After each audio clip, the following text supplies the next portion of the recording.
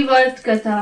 प्राचीन समय की बात है। किसी स्त्री के 7 पुत्रों का भरा पूरा परिवार था। कार्तिक मास में दिवाली से पूर्व वह अपने मकान की लिपाई पुताई के लिए मिट्टी लाने जंगल में गई।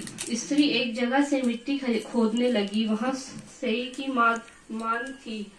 अचानक उसकी कुदाली सेई के बच्चे को लग गई और वह तुरंत मर गया। यह देख स्त्री दया और करुणा से भर गई, किंतु अब क्या हो सकता था। वह पश्चाताप करती हुई मिट्टी लेकर घर चली गई। कुछ दिनों बाद उसका बड़ा लड़का मर गया। फिर दूसरा लड़का भी। इस तरह जल्दी ही उसके 7 लड़के चल बसे।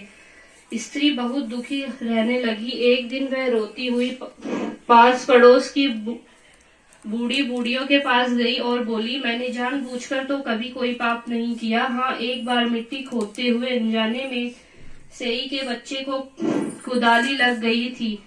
तब से साल भर भी पूरा नहीं हुआ, मेरे 7 पुत्र मर गए। उन स्त्रियों ने उस धैर्य बताते हुए कहा, तुमने लोगों के सामने अपना अपराध स्वीकार कर जो पश्चाताप किया है, इसमें तुम्हारा आधा पाप धुल गया। अब तुम उसी अष्टमी को भगवती के पास से ही और उसके बच्चों को चित्र बनाकर उनकी पूजा करो। ईश्वर की कृपा से तुम्हारा सारा पाप धुल जाएगा और तुम्हें फिर पहले की तरह पुत्र प्राप्त होंगे। उस स्त्री ने आगामी कार्तिक कृष्ण अष्टमी को व्रत किया और लगातार उसी भांति व्रत पूजन करती रही। भगवती की कृपा से उसे फिर 7 पुत्र प्राप्त हुए। तभी से इस व्रत की परंपरा चल पड़ी।